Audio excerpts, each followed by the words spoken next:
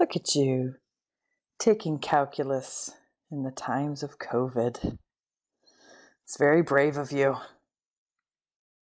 Taking calculus in any summer semester is very brave. Well, really in any regular semester.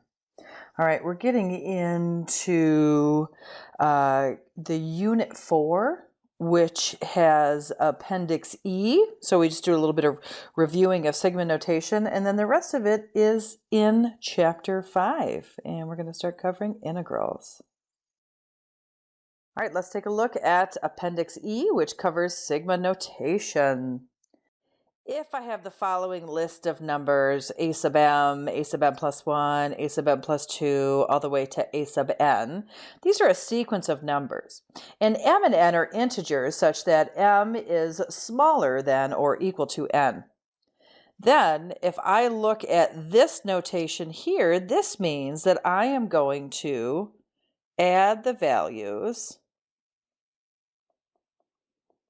that are created from this summation.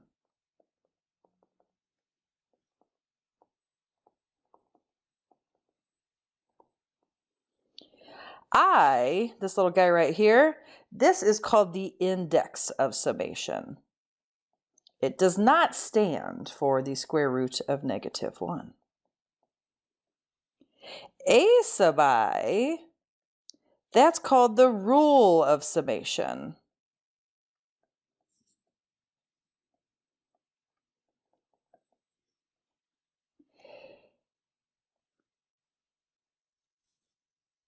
A sub m is called the first term, and a sub n is called the last or the nth term. Let's practice expanding sigma notation.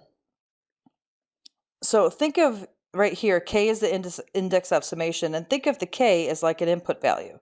So my first term, I'm going to evaluate when k is equal to 1. So I'm going to have 3 times 1 squared.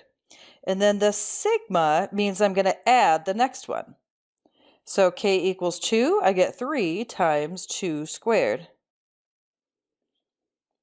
I've got the next one. So I'm going to have 3 times 3 squared. And then the next one, 3 times 4 squared. And then the last one, because this ends at 5, it's going to be 3 times 5 squared. Now, when I plug that into my calculator and sum it up, I get a lovely value of 165. Let's look at a slightly more complicated problem. Notice that this sum starts at I equals 0. So I'm going to start off with -1 to the 0 all over 0 plus 1. So again, remember I'm working with my I is equal to 1. Then I'm going to add to it. Sorry, lies. 0. I equals 0. Now I'm going to do I equals 1. -1 to the 1 over 1 plus 1. And then next, I is equal to 2. -1 to the power of 2 all over 2 plus 1. And next, I is equal to 3, and we're going to go to 4 here, starting at 0, going to 4. I'm going to have -1 to the 3rd all over 3 plus 1. And then my last one, my 4th one, is going to be -1 to the 4th all over 4 plus 1. If I simplify this, I'll see that I have 1 over 1, which is 1, and then -1/2 plus 1/3 minus 1/4 plus 1/5. And if I add all of those together, I get 47/60.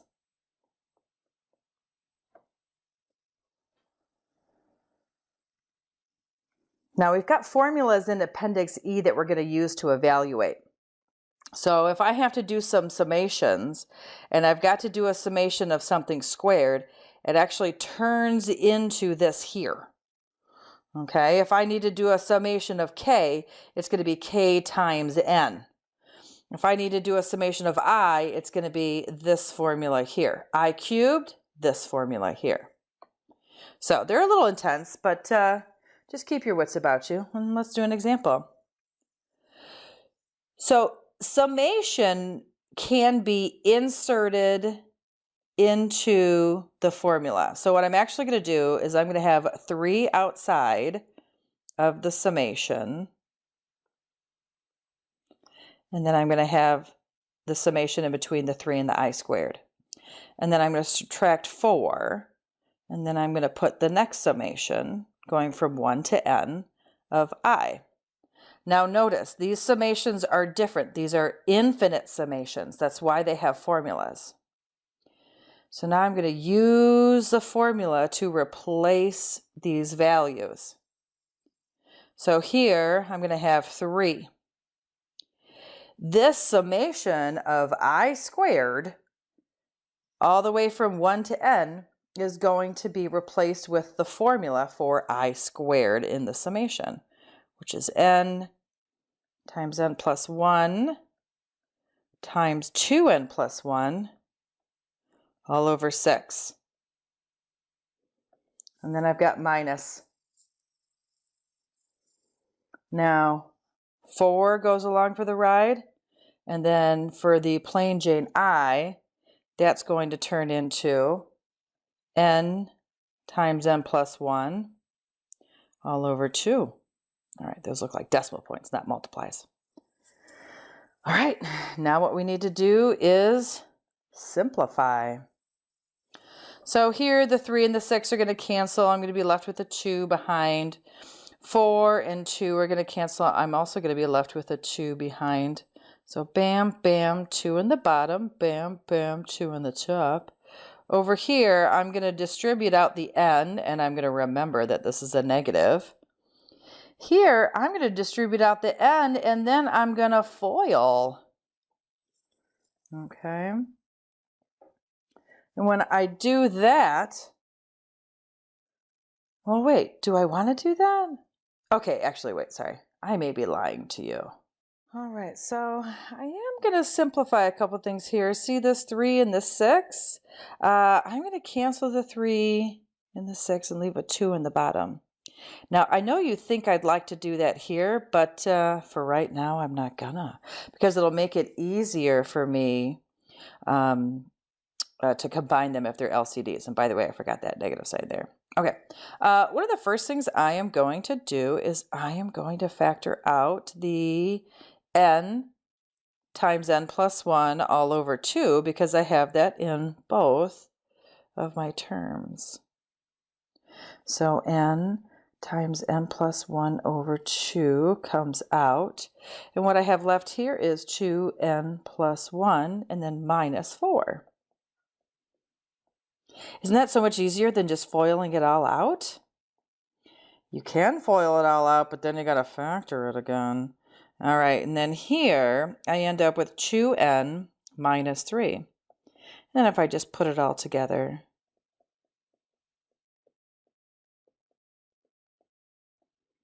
it's going to be over 2. All right. Neato, huh? Now this one here, we want to simplify it, but it would be a good idea for us to do some foiling first and distribute, because otherwise it's going to be a pain in the butt. So first I'm going to distribute the I out. So I have I squared plus I times the I plus 2, and then now I'm going to FOIL these bad boys.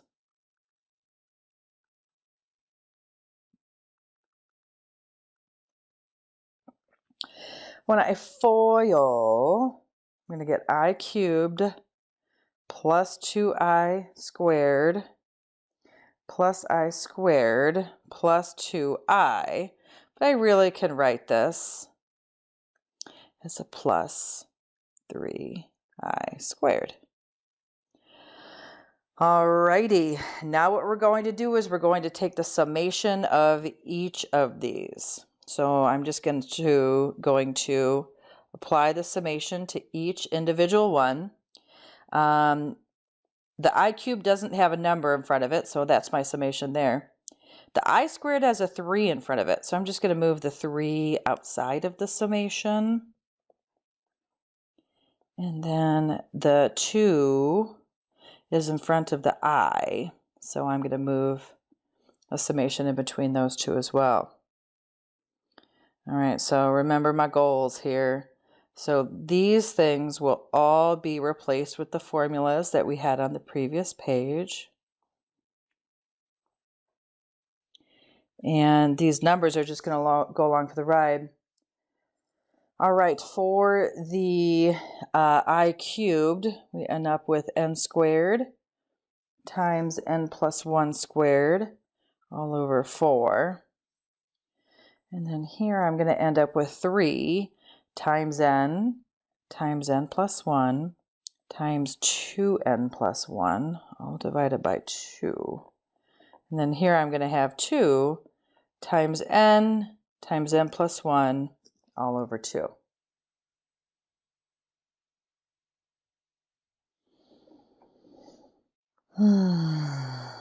Now, we got to do some simplifying. So I recommend squaring this and then distributing out the n squared. So first thing you're going to do is square it. Next thing you're going to do is distribute. Okay, and that's all over 4. So keep in mind what you're going to have here is you're going to have n to the 4 plus 2n cubed plus n squared, and these are all over 4. Next one, I'm going to FOIL these two first, and then I'm going to distribute out the 3n to everything. And then that's all over 2. So I'm going to end up with 6n cubed over 2 plus 9n squared over 2 plus 3n over 2.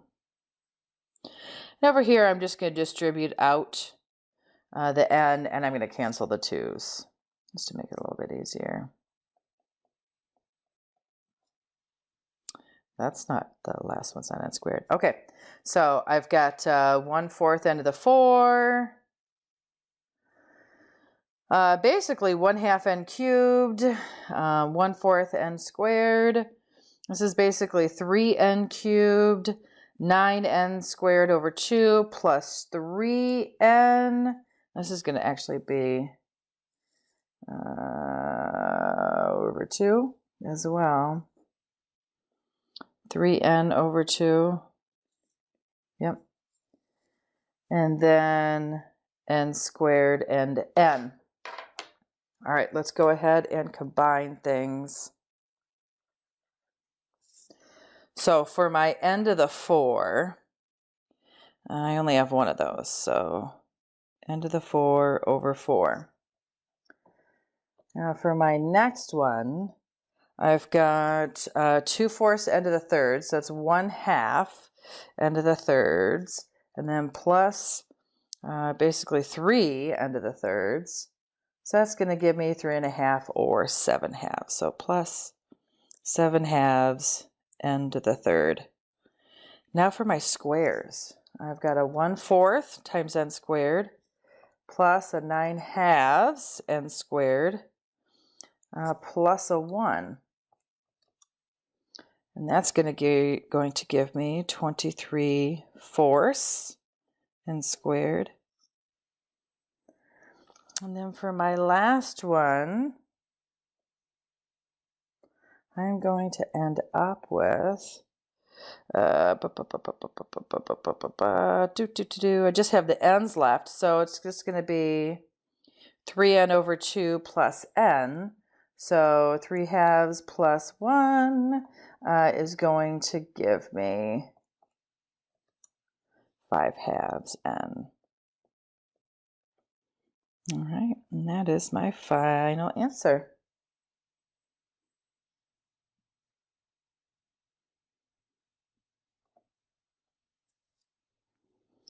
Now let's look at a telescoping sum. Let's take a look at a telescoping sum.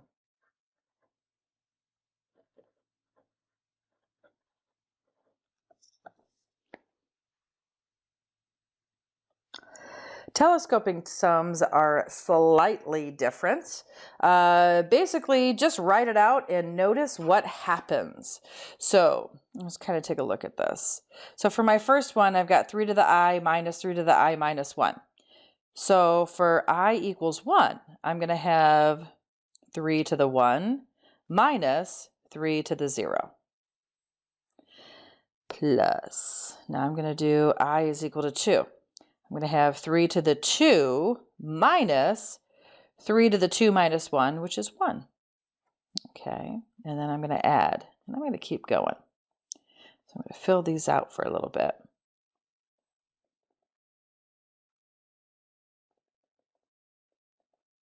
And I'm doing this to 100. So I'm going to go back here, and I've got 3 to the, let's just dot, dot, dot, go to the 98s. And then do 99. And then do 100. Okay, what do you notice? Take a peek at everybody and look at these things. Okay, if you just go from the left, notice 3 to the 1s cancel. And then notice my 3 to the 2s also cancel. And if you were to go further, you would see that your 3 to the 3s are also going to cancel. Let's see what's happened on the other side. So far, the only one that's made it is the negative 3 to the 0 over here. Over here, let's see what cancels. Okay, I've got 3 to the 99 is going to cancel. 3 to the 98 is going to cancel. And then if I were to go earlier, I would see that 3 to the 97 is also going to cancel. Okay, so then I've got plus 3 to the 100. Well, 3 to the 0 is like saying 1, so this would be like saying 3 to the 100 minus 1. All right, they call these sums telescoping series because they have a handy knack for just kind of canceling each other out. All right. Well, hope you enjoyed your review/intro to sigma notation. Now let's apply it to calculus. Section 5.1, we are going to start learning integrals, but of course, just like when we were learning derivatives, we can't learn it the fast way first. We have to learn it the theoretical way, and then we learn the shortcuts. We did already get a couple of shortcuts in section 4.9. So the good news is that we can use our information from 4.9 to help us out with the theoretical busy stuff that we're going to do now. Okay, so I've got a drawing here in GeoGebra. Basically, if I have an integral is an area under the shape of the curve. And if I've got an integral from 1 to 3, which is the area under the curve from 1 to 3, it's easy if I take that area and break it up into little rectangles. And here I've got one where you can just see I've broken it up into 4 rectangles. But that's not a very good approximation of the area because I'm missing all this area here.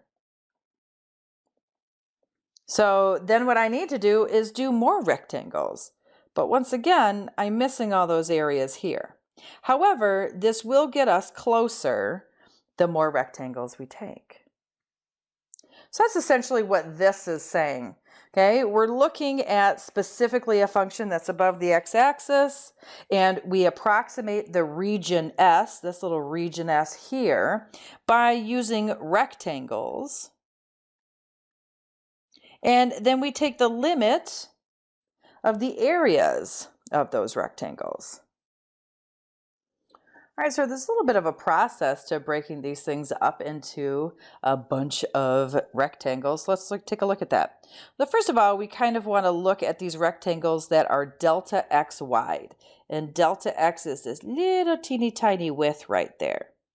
And delta x is found by taking the interval limits, the largest value minus the smallest value, and then we divide it by n, the number of rectangles. So this divides a B, the interval of AB, into n equal subintervals. And x sub I, which we're going to talk about a little bit later, starts off with your A value in most cases. We'll talk about endpoints, whether they're left, right, or middle. But typically, if you have your starting value, you're then going to add to it I little intervals of delta x.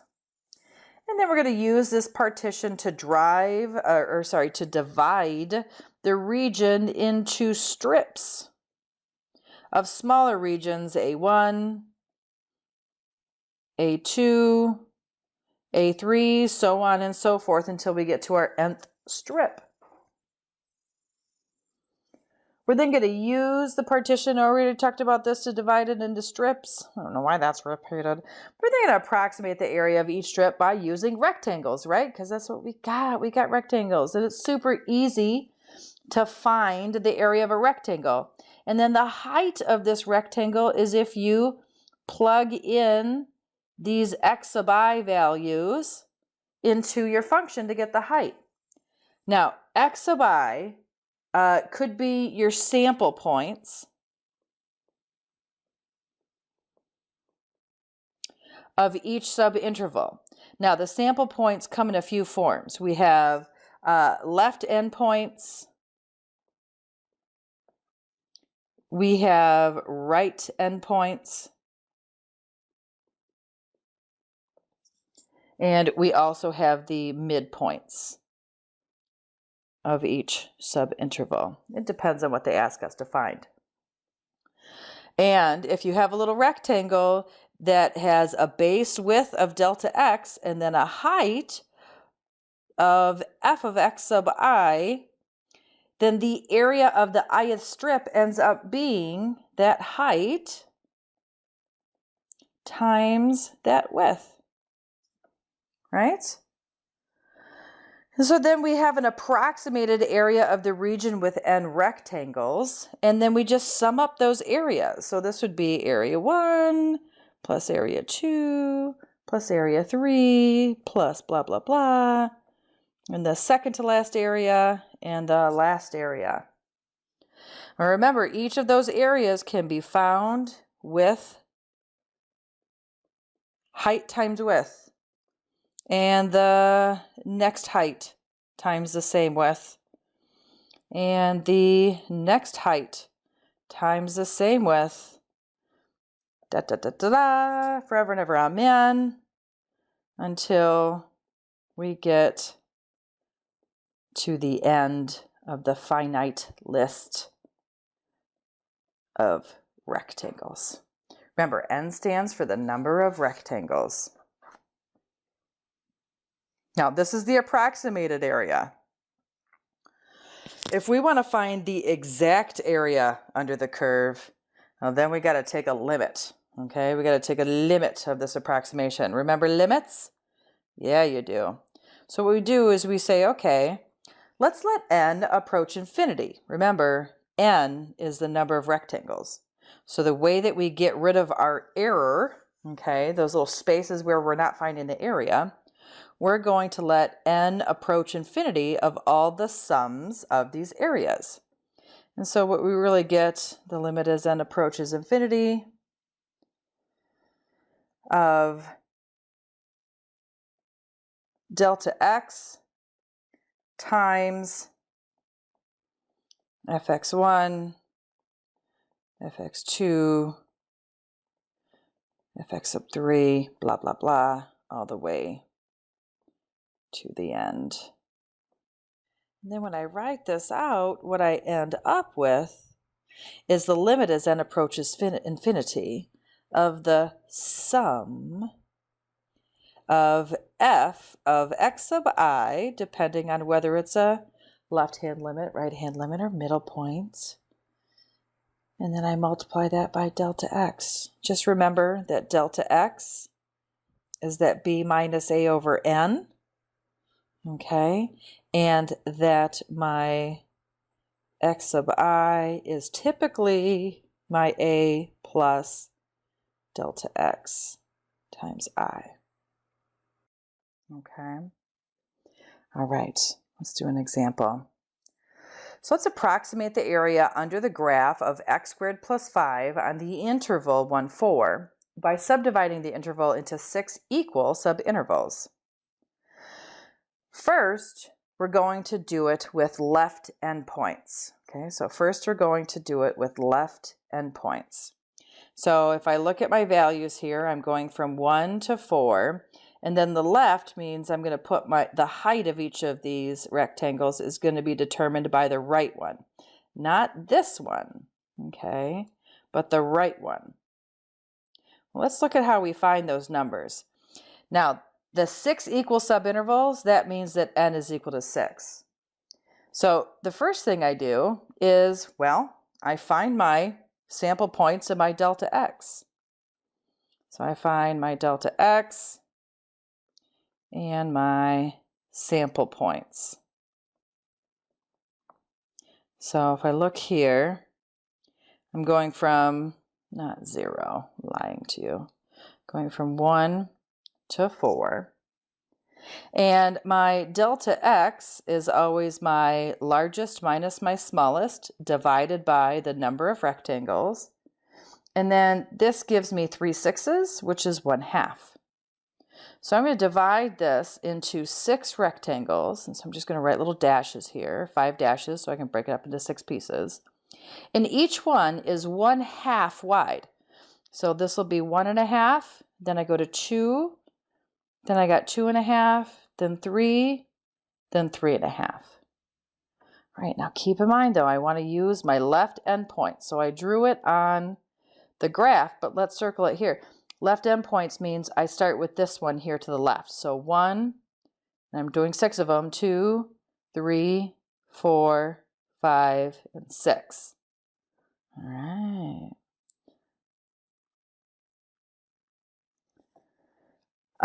Next, although I already did it, I would draw the graph and your rectangles.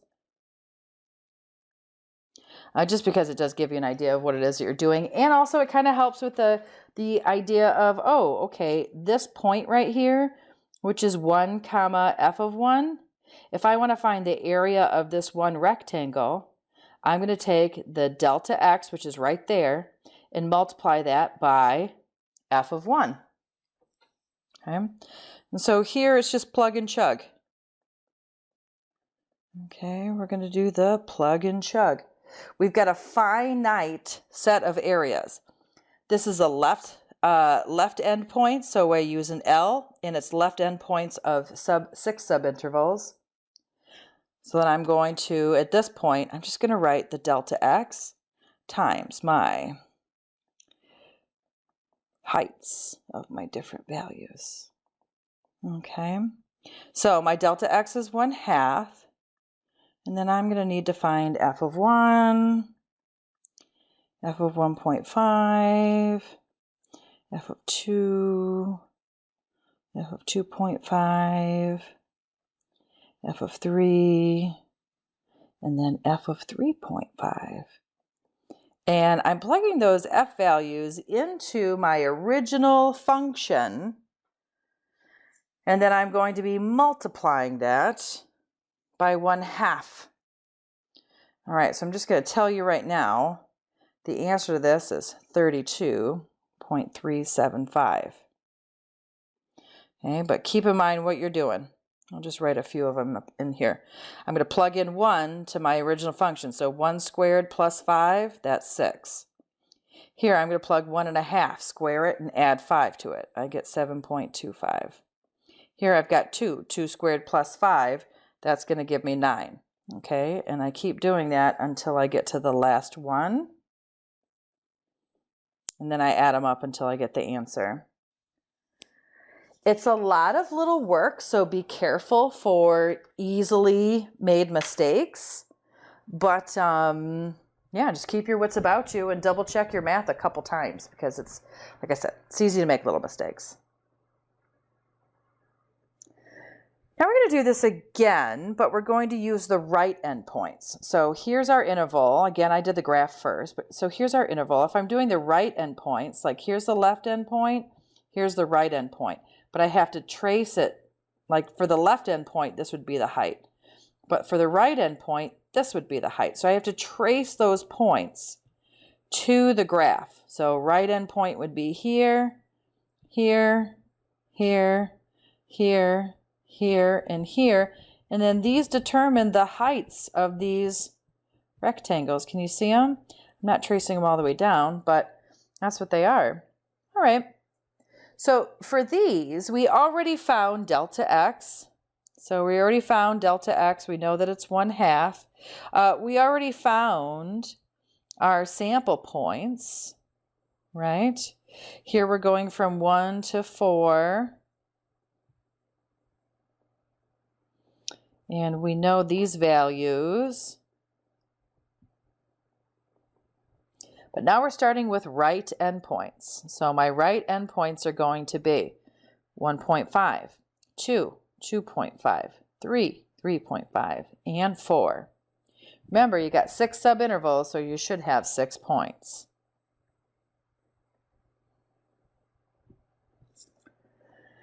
Next, we already did it.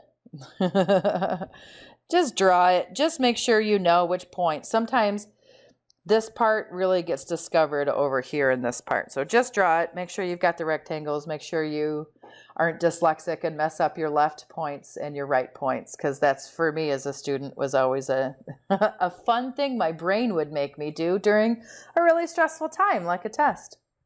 And then next we just find the area. So we're just going to plug and chug this area.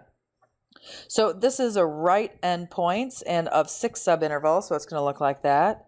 And I'm going to plug in for my heights. Remember, my width is 1/2, so my height's going to be plugging in 1.5, plugging in 2, plugging in 2.5, plugging in 3, plugging in 3.5. And it looks like it's 3.5. Plugging in 4. And if I evaluate that and do all this, I get 39.875. Now notice, in this one, I have an overestimate. In this case, it's an increasing function. A right-hand sided endpoints are going to create an overestimate. And if I look at the past one over here, like I had all these spaces that were left out, with the left endpoints for an increasing, it's an underestimate, right? So one should be smaller than the other. Again, it matters if it's increasing or decreasing.